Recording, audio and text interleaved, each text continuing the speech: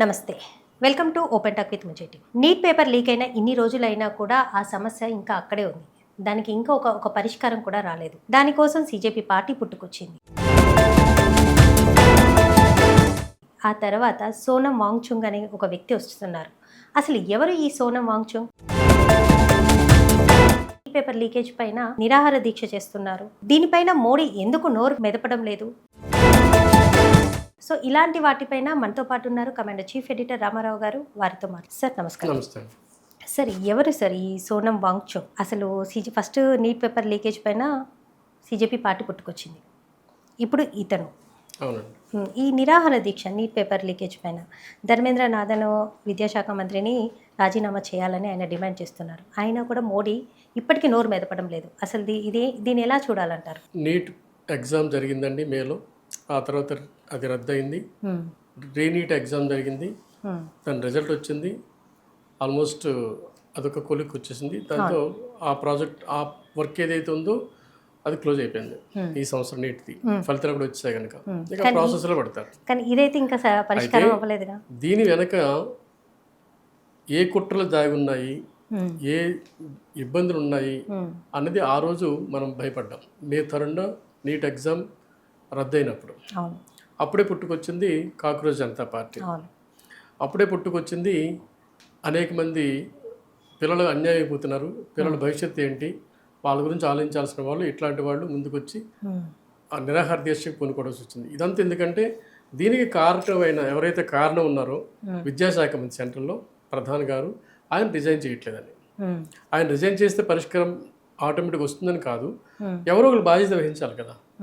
ఆ బాధ్యత వహించే రోల్ ఏదైతే ఉందో, విద్యాశాఖ మంత్రి రిజైన్ చేయాల్సిన పరిస్థితి ఉందో, ఇంత పెద్ద కారణానికి ఇన్ని లక్షల మంది రాసే ఎగ్జామ్కి ఆయన రిజైన్ చేయలేకపోతున్నాడు అంటే అక్కడ ఆ కేంద్ర ప్రభుత్వానికి ఉన్న మొండి పట్టుదలని ఇక్కడ సూచిస్తుంది.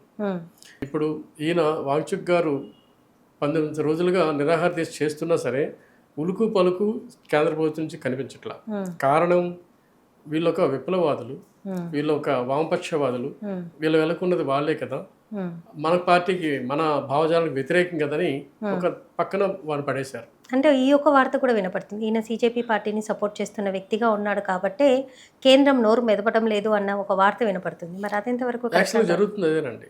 ఈయన పక్కన వామపక్ష భావాలు ఉన్న వాళ్ళు, అలాగే మీకు కాక్రోచ్ జనతా పార్టీ వాళ్ళు, ఇట్లాంటి వాళ్ళు చేరడంతో ఆ ఏదైతే మీకు లక్ష్యం ఉందో, విద్యార్థులు అన్యాయం జరిగిపోయింది, విద్యార్థులకు ఘోరమైన నేరం ఇబ్బంది జరిగింది, దానికి విద్యాశాఖ మంత్రి బాధ్యత వహించాలన్న ఒక పెద్ద భావం ఏదైతే ఉందో ఆ లక్ష్యం దెబ్బతింటుంది. ఎందుకంటే ఈ రెండు పార్టీలని, వామపక్ష భావాలని లేదా కాక్రోచ్ పార్టీని యాక్సెప్ట్ చేయట్లేదు కేంద్ర ప్రభుత్వం. వీళ్ళు ఆయన వెనక ఉండడంతో ఆయన ఒక మంచి భావం ఏదైతే ఉందో, విద్యార్థుల పక్షాన ఆయన ఉద్యమం ఏదైతే ఉందో అది నీరు గారిపోయే పరిస్థితి వచ్చింది. దీని వెనక మనం ఆలోచించాల్సింది ఏంటంటే, ముఖ్యంగా రాహుల్ గాంధీ ఏం చేస్తున్నారు, మొన్న ఓడిపోయిన మమతా బెనర్జీ ఏం చేస్తున్నారు, లేదు ఇంకొక ప్రతిపక్షాలు ఏం చేస్తున్నాయి, మన కేసీఆర్ గారు ఏం చేస్తున్నారు, మన కేటీఆర్ గారు ఏం చేస్తున్నారు, వీళ్ళంతా ఆయన పక్షాన్ని రావాలి కదా. వీళ్ళెందుకు మరుగున్నట్లు మన మోడీని ఎందుకు క్వశ్చన్ చేస్తున్నాం, ఆయన ఎందుకు క్వశ్చన్ చేయాలి, వీళ్ళు కూడా మనం క్వశ్చన్ చేయాలి. ఎందుకంటే విద్యార్థి రూలింగ్ పార్టీలో ఉన్నదంటే ఇప్పుడు నీట్ పేపర్ మీద ఎక్కువగా బాధ్యత వహించేది కూడా కేంద్ర ప్రభుత్వమే కాబట్టి అక్కడ మోడీ గారు కూడా ఏ దానికి ముందుకొచ్చి మాట్లాడట్లేదు కాబట్టి మోడీని ఎక్కువగా టార్గెట్ చేస్తారు. మోడీ మాట్లాడకపోవడానికి కారణం ఆయన ఉద్యమం వెనక, వాంగ్చుక్ ఉద్యమం వెనక అతి కొద్ది మంది ఉన్నారు అనుకుంటున్నాడు ఆయన. వామభావాలు వాళ్ళు కొంతమంది, సీజే జనతా పార్టీ వాళ్ళు కొంతమంది అనుకుంటున్నారు ఆయన, లేదు కొంతమంది మేధావులు ఉన్నారు అనుకుంటున్నాడు. కానీ ఒక పెద్ద సమాజం ఉన్న విషయం తెలియాలంటే ఇలాంటి వాళ్ళు కూడా జాయిన్ అవ్వాలి. రాహుల్ గాంధీ జాయిన్ అవ్వాలి. 19 రోజులు అయింది ఆయన నిరాహార దీక్ష పూని. ఆరోగ్యం క్షీణిస్తుంది, ఏ రోజైనా హాస్పిటల్కి వెళ్లాల్సి వస్తుంది, లేదు ఇంకా మొండిగా ఉంటే చనిపోవాల్సి వస్తుంది. అలాంటి కేసులో రాహుల్ గాంధీని మనం ఎందుకు కావుగా ఉండాలి, ఆయన ఎందుకు అక్కడ వెళ్ళి పరామర్శ చేయకూడదు, ఆయన ఎందుకు ఆయన ఉద్యమానికి సపోర్ట్ చేయట్లా. సో అటు ప్రతిపక్షాలలో ప్రముఖ పార్టీలు కూడా మౌనంగా ఉన్నప్పుడు మోడీ మాత్రం తన మౌనాన్ని ఎలా బయటకు తీస్తాడు, లేదు ఒక విద్యాశాఖ మంత్రి ఎందుకు రిజైన్ చేస్తాడు, దానికి బలం కావాలి కదండి. సార్, మరి ఆ బలము ఇప్పుడు ఇక్కడ తెలంగాణలో, హైదరాబాద్లో, నెక్లెస్ రోడ్లో కొంతమంది ప్రముఖులు వాళ్ళు కూడా ఆయన కోసం ధర్నా చేస్తున్నారు. ఇక్కడ సీఎం రేవంత్ రెడ్డిని కూడా ఆరోపిస్తున్నారు. మరి దీనికి ఏమంటారు? ఆ ధర్నాలో ఏమైనా కేటీఆర్ వచ్చారండి? లేదు. లేదు ఇంకా పొలిటికల్ అనలిస్టులు విద్యకి సంబంధించిన వాళ్ళే ఉన్నారు. ఆ కోణంలోనే ఆలోచిస్తున్నారు వీళ్ళందరూ కూడా. ఉమ్, మనం ఏం చేయాలంటే వీళ్ళందరూ కలిసి కేటీఆర్ని అడగాలి, సార్ మీ అభిప్రాయం ఏంటి? ఉమ్, వీళ్ళందరూ కలిసి ఇంకో కాంగ్రెస్ పార్టీని అడగాలి, లోకల్ ఉన్న కాంగ్రెస్ పార్టీని అడగాలి, అవును. సరే మీకున్న ఒపీనియన్ ఏంటి? ఉమ్, నీటి కోసం ఇంతమంది లక్షల మంది రాస్తున్నారు కదా, వాళ్ళు అన్యాయం అయిపోయారు కదా, వాళ్ళ శక్తి సన్నగిల్లింది కదా, ఆ డాక్టర్ తయారవ్వాలి, డాక్టర్ చదవాలన్న కోరిక చచ్చిపోతుంది కదా వీళ్ళ వల్ల, ఇటువంటి నిర్ణయాల వల్ల, లీకేజ్ వల్ల ఉమ్, అన్న విషయాన్ని ఆ రాష్ట్ర ప్రభుత్వంలో ఉన్న పెద్దలు నొప్పించాలి. ఇది ఉన్నది కాంగ్రెస్ ప్రభుత్వమే కదా. అవును. సో ఈ ఉద్యమాన్ని సపోర్ట్ చేయట్లా, ఉమ్, దూరంగా ఉంది. సో ఇప్పుడు ఏదైతే వాంగ్చుక్ గారు చేస్తున్న ధర్మ పోరాటం ఉందో, ఈ ధర్మ పోరాటానికి సంఘీభావంగా తెలిసే ఒక రాజకీయ ఉద్యమంలో తీసుకొచ్చినప్పుడు ఈ కాక్రోచ్ జనతా పార్టీ వాళ్ళు, వామపక్ష భావాల వాళ్ళు ముందు ఉండడంతోనే వాళ్ళు రాట్లా, ఓకే. మిగతా పెద్ద పెద్ద పార్టీలు రాట్లా. ఉమ్, నా రిక్వెస్ట్ ఏంటంటే వీళ్ళు వెనకుండాలి, ఈ వామపక్ష భావాలు ఉన్న వాళ్ళు కానీ లేదా కాక్రోచ్ జనతా పార్టీ వాళ్ళు కానీ వెనకుంటే మిగతా రాజకీయ పార్టీలు ముందు తీసుకురావాలి. అవును. మోడీ భయపడేది వాళ్ళకి, వీళ్ళకి కాదండి. వాస్తవం. వాళ్ళు రావాలి, వాళ్ళు వస్తున్నంత వరకు మోడీ ఇంతకంటే కాముంటారు. వీళ్ళు 10 మంది అడిగేస్తే నేను రిజైన్ చేయాలి, నా మంత్రి రిజైన్ చేస్తాడు. వాస్తవమే, కరెక్ట్. ప్లస్ ఇది స్టూడెంట్స్ ఉద్యమం సంబంధించింది. ఏబీవీపీలు రావాలి, భారతీయ జనతా పార్టీ విద్యా యూనియన్ రావాలి, లేదా మిగతా పార్టీ వాళ్ళు, కాంగ్రెస్లో ఒక పెద్ద పార్టీ ఉంది, మన కాంగ్రెస్లో స్టూడెంట్స్ పార్టీ ఉంది, వాళ్ళు రావాలి ముందుకి, వాళ్ళు కన్విన్స్ చేయాలి వీళ్ళు. సార్ ఇక్కడ కూడా ఏబీవీపీ వాళ్ళు కూడా ఉన్నారు, సో వాళ్ళు కూడా నాకు ముందుకు వచ్చిన రావాలి. కనిపించట్లేదు. స్టూడెంట్స్ సంబంధించింది కదండి. అవును, అవును. రాజకీయ పార్టీలు పక్కన ఉంచుదాం, కేంద్ర ప్రభుత్వం పక్కన ఉంచుదాం, ప్రధాని పక్కన ఉంచుదాం, ఇది స్టూడెంట్స్ సంబంధించింది కదా. అవును. ఆ పార్టీ సంఘీభావం కావాలి కదా. సో ఎక్కడన్నా సరే మనం ఆలోచించాల్సింది ఈ వామపక్ష భావాల వాళ్ళు, లేదంటే ఎవరైతే మైనారిటీస్ ఉన్నారో, కాక్రోచ్ జనతా పార్టీలు ఉన్నారో, వీళ్ళు మిగతా పార్టీలు కలుపుకున్నంత వరకు ఇట్లాంటి వాళ్ళకి న్యాయం జరగదండి. లేదంటే గొప్ప మేధావి, సామాజిక స్పృహ ఉన్న వాంగ్చుక్ లాంటి వాళ్ళు మనం కోల్పోవాల్సి వస్తుంది. సార్ నీట్ పేపర్ లీక్ అయిన కొన్ని రోజుల తర్వాత ఈయన ముందుకు వచ్చారు.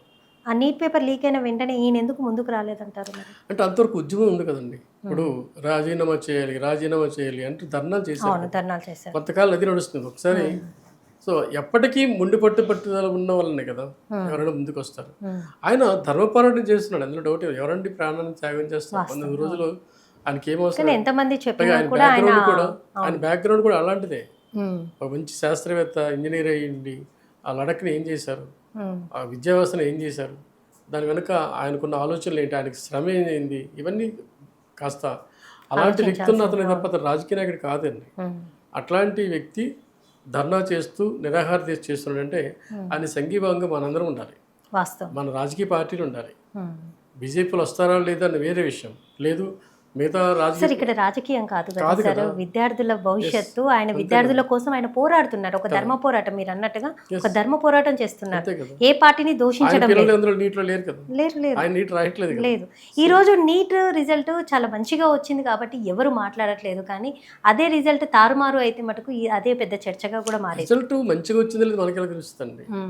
నీట్ ఎగ్జామ్ లీక్ అయితే అవ్వలేదు.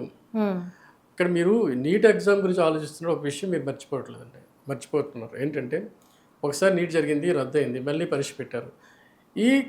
ఈ పీరియడ్లో వాళ్ళ మనోభావాలు ఎలా ఉన్నాయి? ఎంతమంది సూసైడ్ చేసుకున్నారు, ఎంతమంది అనారోగ్యం పాలయ్యారు, ఎంతమంది ప్యానిక్లోకి గురయ్యారు, ఎంతమంది నేను ఎందుకు డాక్టర్ అవ్వాలబ్బా అవసరమా ఇంకో కోర్సుకి ఎంతమంది వెనక్కి వెళ్ళిపోయారు. అంటే అప్పుడు రాసిన వాళ్ళు ఇప్పుడు రాశారన్నది కూడా తెలియదు. కొద్దిమంది రాసినా సరే పెద్ద ఇంట్రెస్ట్ చూపించకపోతు వేరే కోర్సు వైపు టర్న్ అయిపోయి ఉంటారు. ఈ డాక్టర్ మీదే విరక్తి కలిగి ఉండొచ్చు, ఈ ఎడ్యుకేషన్ మీద విరక్తి కలిగి ఉండొచ్చు. ఎందుకంటే అలాంటి సిచ్యువేషన్ తీసుకొచ్చారు. లాస్ట్ ఇయర్ అలాగే జరిగింది, ఈ సంవత్సరం అలాగే జరిగింది. సో ఇట్లాంటి వాళ్ళ వల్ల ఇప్పుడు నీట్ ఎగ్జామ్ పర్ఫెక్ట్గా నెక్స్ట్ ఇయర్ జరగడం కోసం అనేక పథకాలు తీసుకొస్తుంది సెంట్రల్ గవర్నమెంట్, అవన్నీ వేరే విషయం. ఇలాంటి వాళ్ళు ధర్నా చేపట్టే కదా. ఇప్పుడు ఈయన నిరాహార దీక్ష చేశారు. నీటి మీద కొత్త ఆలోచనలు కేంద్ర ప్రభుత్వం చేస్తుంది. ఏంటిది, మీకు ఐపీ మార్క్స్ కూడా వెయిటేజ్ ఇవ్వాలని. ఇలాంటి వాళ్ళు ధర్నా చేపట్టి కనీసం ఆ ఆలోచనలు చేస్తుంది. అలాంటి ఆలోచనల కంటే ఇంకా తీవ్రమైన నిర్ణయం తీసుకురావాలంటే ఇట్లాంటి వాళ్ళకి మనం అందరం సపోర్ట్ చేయాలి. చేసేవారు లేకపోతే మరి ఆన్సర్ అక్కడ నుంచి ఎలా వస్తుంది? కాబట్టి ఇలాంటి వాళ్ళకి మనందరం సపోర్ట్ చేయాలి. యాజ్ ఏ జర్నలిస్ట్గా అందరం సపోర్ట్ చేయాలి, రాజకీయ పార్టీలు సపోర్ట్ చేయాలి.